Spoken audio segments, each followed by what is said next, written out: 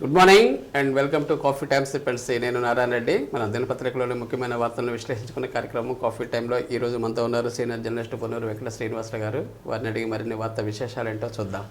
నమస్కారం గురు గారు. Good morning. Very good morning and welcome to coffee time. Thank you.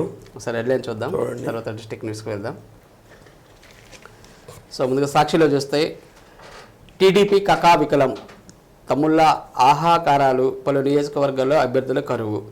MP Kesineni బాటలోనే టీడీపీకి good bye చెబుతున్న నేతలు. ఇక నేటి నుంచి విధుల్లోకి మున్సిపల్ కార్మికులు. కార్మిక సంఘాలతో ప్రభుత్వ చర్చలు సఫలం, ప్రభుత్వ హామీలకు అంగీకరించిన కార్మికులు. ఇక గ్రూప్ 2 పోస్టుల దరఖాస్తులు గడువు పొడిగింపు 17 వరకు పొడిగించారు సార్. మామూలుగా అయితే నిన్నటితో అయిపోయింది. ఇక ఓటర్ల జాబితాపై టీడీపీది బోగస్ ప్రచారమే, కేంద్ర ఎన్నికల సంఘం గణాంకాలతో సుస్పష్టం. కాకినాడకు మరో కిరీటం, శరవేగంగా గ్రీన్ఫీల్డ్ పోర్టు నిర్మాణం. ఉప్పుతో చెలగాటం, ఇతర రాష్ట్రాలతో పోలిస్తే ఏపీలో ఉప్పు వాడకం అధికం, రోజుకి 8.7 గ్రాముల కంటే ఎక్కువగా వినియోగం.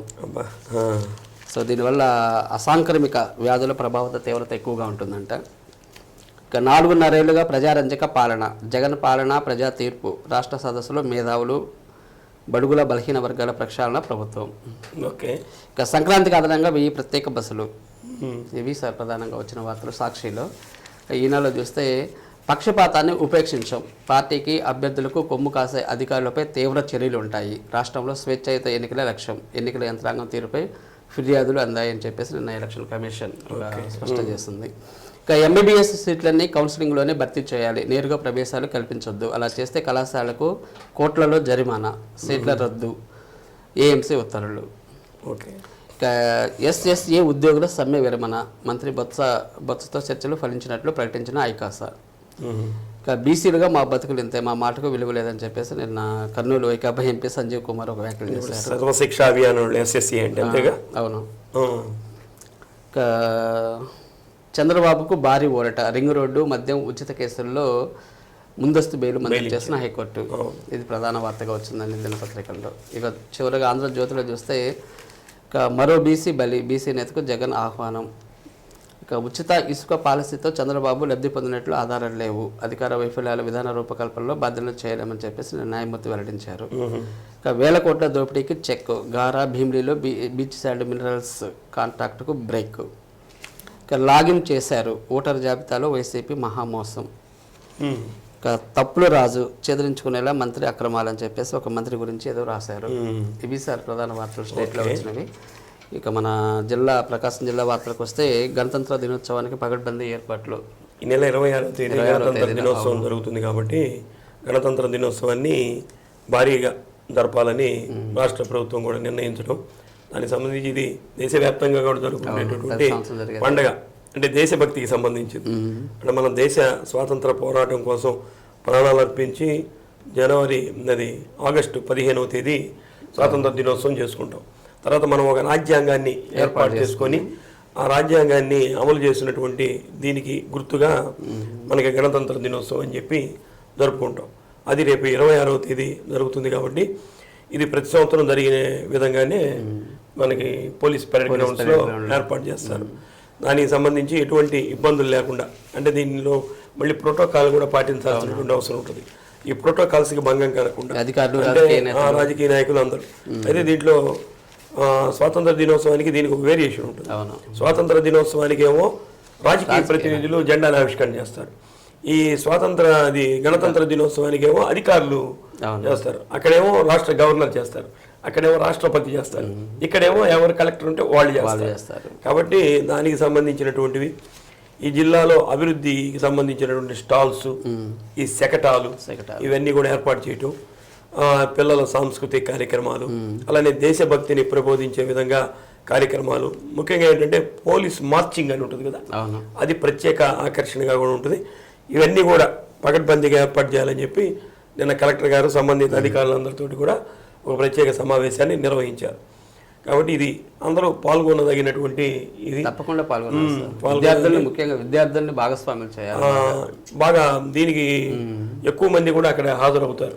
పోలీస్ పరేడ్ జరుగుతుంది కాబట్టి అన్ని స్కూల్స్ నుంచి ఇవన్నీ స్కూల్స్ కూడా బాగా అవేర్నెస్ వచ్చింది. అందరికి బస్సులు అవన్నీ ఉన్నాయి కాబట్టి అందరూ ఆ పిల్లల్ని అక్కడికి తీసుకురావటం, దీనికి సంబంధించినటువంటి కార్యక్రమాన్ని చూసే అవకాశాన్ని కూడా కల్పిస్తున్నారు. దాంట్లో మనం కూడా పాల్గొంటాం. ఓకే సార్, తప్పకుండా పాల్గొన్నారు సార్. ఇక సమర్థవంతంగా ఎన్నికల నిర్వహణ దీని అంటే ఏ డిపార్ట్మెంట్కి ఆ డిపార్ట్మెంట్ ఎప్పటికప్పుడు అలర్ట్ అవుతున్నారు.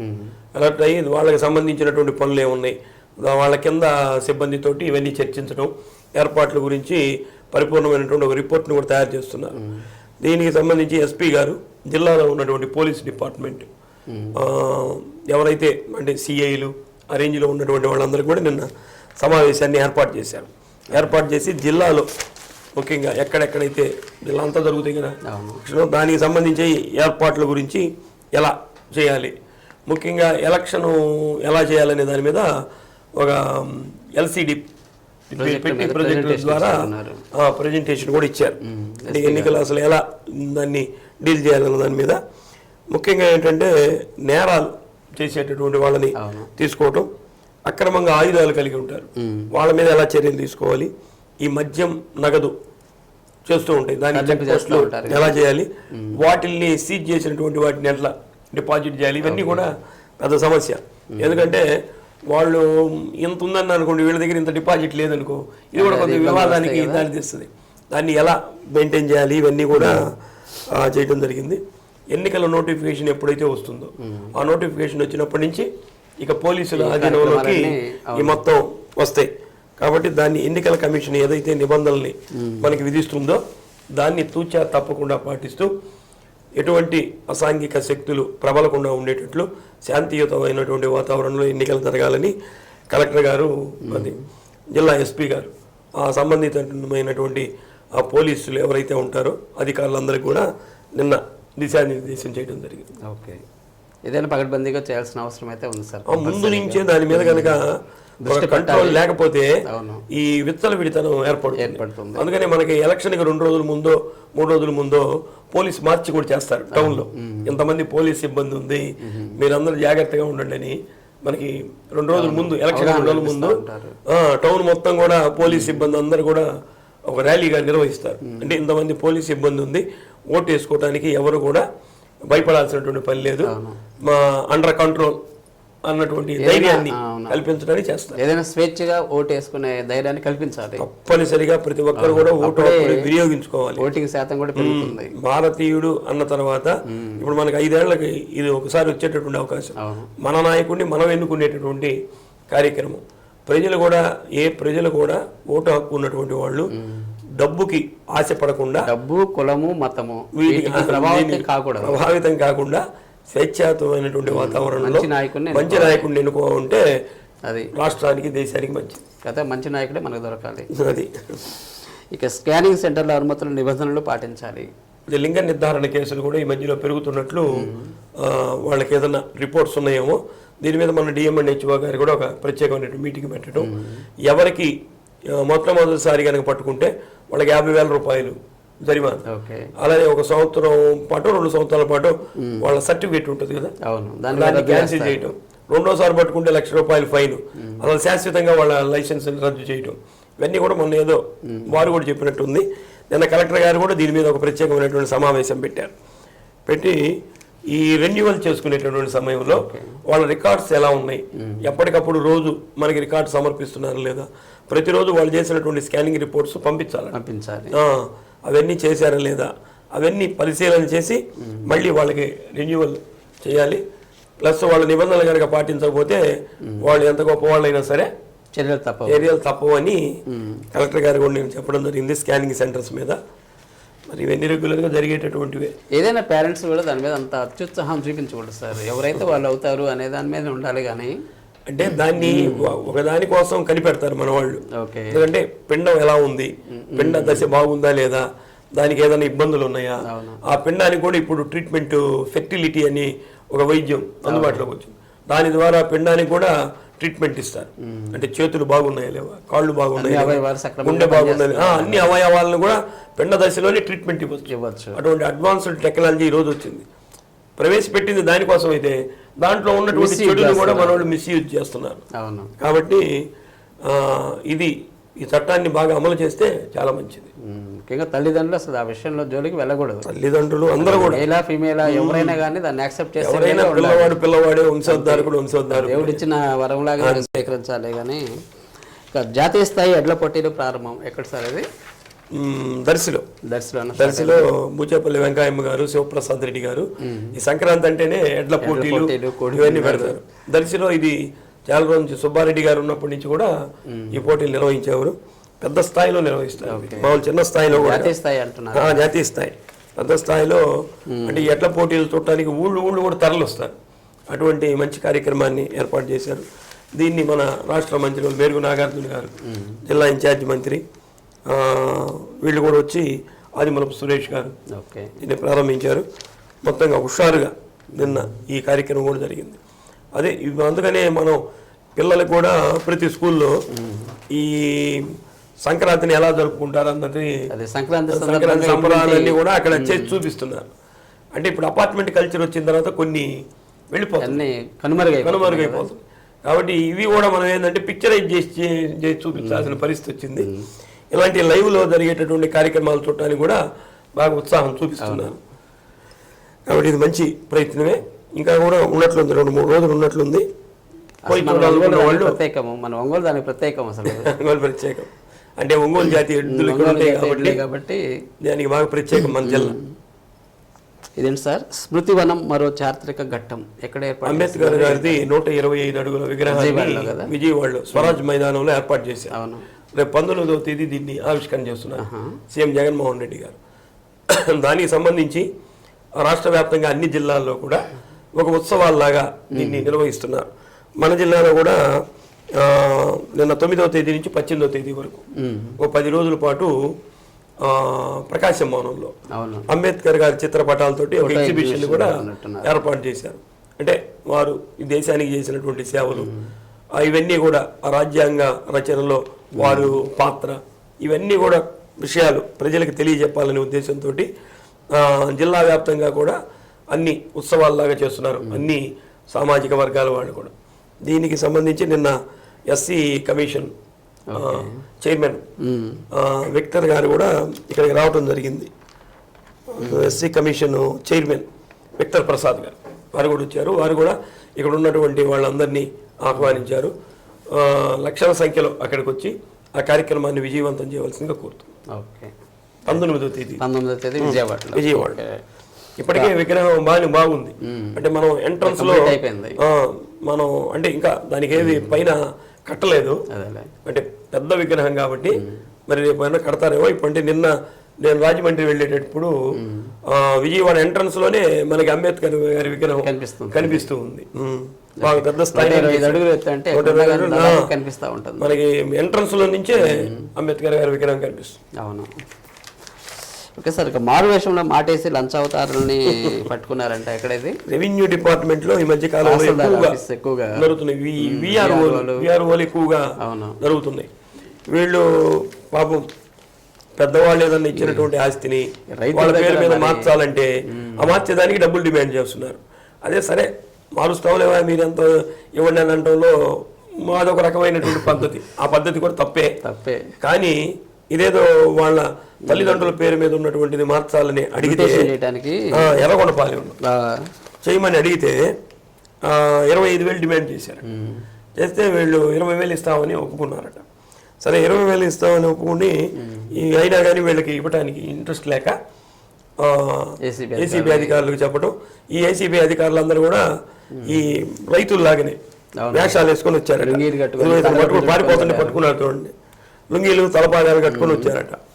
అక్కడ ఒక అతను పారిపోతుంటే అతన్ని పట్టుకోవటం, ఇదంతా గలవ జరుగుతుంటే ఏం జరుగుతుందో కూడా అర్థం కాక అక్కడ వాళ్ళు ఏం జరుగుతుంది ఏంటంటే ఇదిగో విఆర్ సంబంధించినటువంటి వాళ్ళు ఇలా లంచం జరిగింది అన్నటువంటిది నాగిరెడ్డి అన్నటువంటి రైతు దగ్గర విఆర్ఓ కుమార్ నాయక్ అంటే 20,000 ఇవ్వమని అడిగాడట.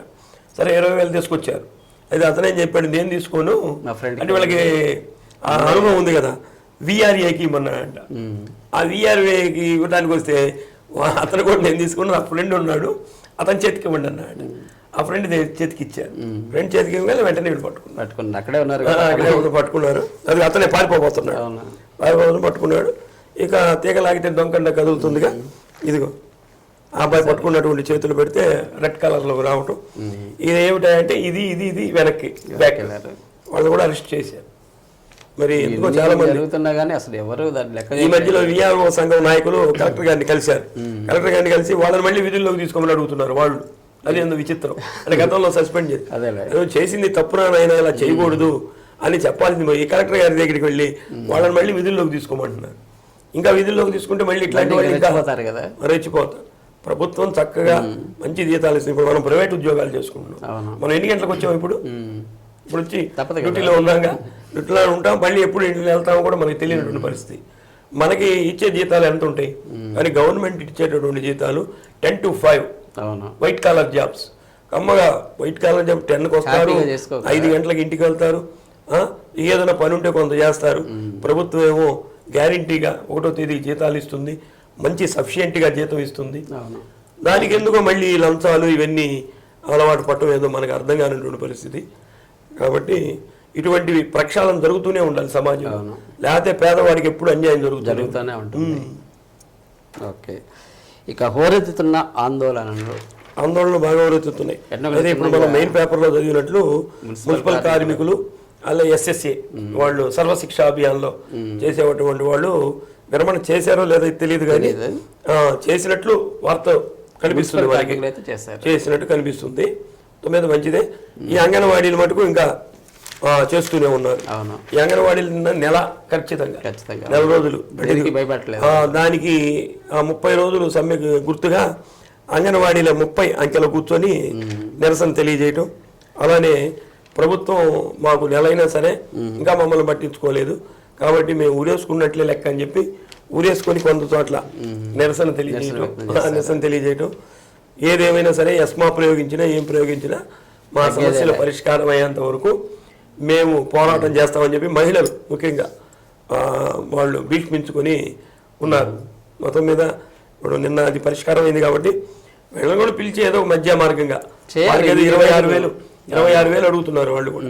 అయితే వాళ్ళకి 21,000 ఏదో ఫైనల్ చేసినట్టున్నారు.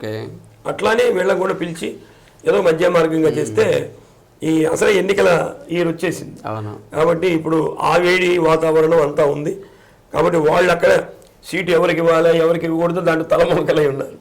మళ్ళీ ఇవన్నీ వాళ్ళకి టైం లేదు కాబట్టి ఇవన్నీ ఇప్పుడు ఒకసారి పెంచారు అనుకోండి, ఇది ఒకరోజుతో పోయేది కాదు. ఇది మళ్ళీ నెక్స్ట్ కొనసాగించేది. ఫైనాన్స్ క్లియరెన్స్ కూడా ఉండాలి దీనికి, అవన్నీ చూసుకోవాలి. మొత్తం మీద దీని మీద కూడా వీళ్ళు ఎవరైతే అంగన్వాడీలు చేస్తున్నారో దాని మీద కూడా ఒక టీముని వేసి దాన్ని కూడా పరిష్కారం చేస్తే మంచిది. అంటే ఎంత తొందరగా చేస్తే అంత మంచిది. సాగదీసి ఏదో రోజు పరిష్కారం అయితే చేయాల్సిందే. ఒకసారి చివరిగా ఇక త్రాగునీటి కోసం సాగర్ జలాలు విడుదల, సాగర్ జలాలు ఎటకాలకి మన తాగునీటి కోసం అంటే అక్కడ 2 TMCలు నీరు కావాలని చెప్పి వ్యవసాయానికి వాళ్ళు అడుగుతున్నారు. అది దానికి సంబంధించింది కాదు ఇది.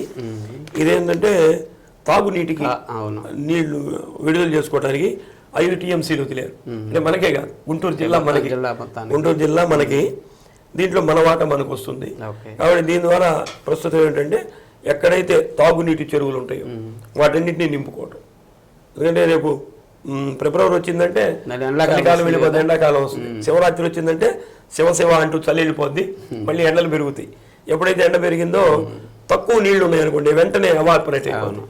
ఫుల్గా ఉంటే కానీ నీరు కూడా భూమి ఎక్కువ తీసుకోకుండా దాన్ని దృష్టిలో పెట్టుకొని నీటిని విడుదల చేశారు. ముందుగా ఈ ఎక్కడైతే చెరువులు ఉన్నాయో వాటిని నింపుకోవటం. పట్టణ ప్రాంతాల్లో SS ట్యాంకులు ఉంటాయి, మనకి 2 SS ట్యాంకులు ఉన్నాయి, వాటిని కూడా నింపుకునేదానికి ఏర్పాటు చేశారు. 12వ తేదీకి రేపు మన జిల్లాకి చేరతాయట. కాబట్టి దాంతో వాటిని ముందుగా నింపుకోమని చెప్పి దానికి సంబంధించినటువంటి అధికారులు కోరుతున్నారు. ఏదైనా ఇంత ముందులాగా లేదు సార్ తాగునీటి సమస్య ప్రస్తుతానికి లేదు, బాగానే ఉంది. అంటే ఎప్పటికప్పుడు జాగ్రత్తగానే వస్తున్నాయి కాబట్టి ఎప్పటికప్పుడు అధికారులు కానీ రాజకీయ నాయకులు కానీ జాగ్రత్తలు అయితే తీసుకుంటున్నారు, దృష్టి పెడుతున్నారు. రేపు ఇంకోటి కూడా ఉందండి, 12వ తేదీ జరుగుమల్లిలో స్పందన కార్యక్రమం జరుగుతుంది. పాల్గొంటున్నట్టున్నారు సురేష్ గారు, మంత్రి సురేష్ అందరూ. అంటే అక్కడ మా ప్రాంతమే కాబట్టి కొండపి నియోజకవర్గం కాబట్టి పాల్గొంటారు. దానికి సంబంధించి రేపు శుక్రవారం మండలాల్లో పెడుతున్నారు. అది దరుగుమల్లి మండలంలో జరుగుతుంది. Okay sir, right. Okay sir, చాలా ధన్యవాదాలు సార్. ఓకే, కొన్ని ముఖ్యమైన అంశాల మీద చక్కటి విశ్లేషణ అందించారు. Thank you. మరి ఇదండి ఈనాటి coffee time SIP and say కార్యక్రమం. తిరిగి రేపు ఉదయం 8:30 ఇదే కార్యక్రమంలో మరిన్ని తాజా వార్తలతో మీ ముందు ఉంటాం. అంతవరకు చూస్తూ ఉండండి శ్రీ సత్య నెట్వర్క్. నమస్కారం.